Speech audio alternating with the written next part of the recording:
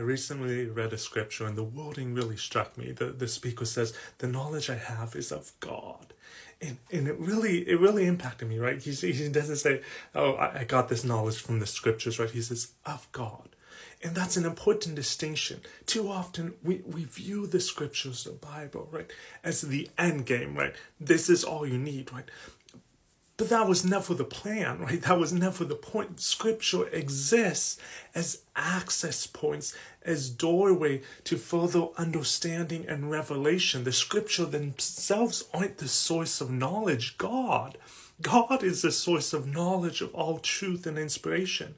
That's why a lot of times we can read scriptures and not necessarily feel anything if we don't have the Spirit with us when we're reading. That's where true knowledge is obtained. So in your scripture study, include God in the process, right? Make sure He's the end game. He's who you're trying to reach, right? And you're using those scriptures just as I did, right?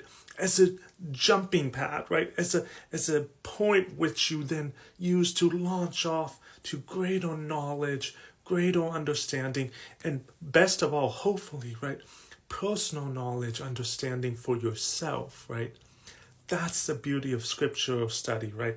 That we can read scriptures and gain different things depending on who's reading, depending on what moment in our life we're reading that specific verse, specific scripture.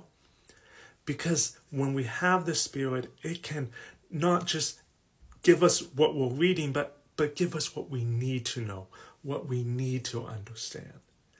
So next time you're studying, pay closer attention to the Spirit, even more than the words themselves on the page that you might be reading, so that your knowledge can come from God rather than just the scriptures themselves.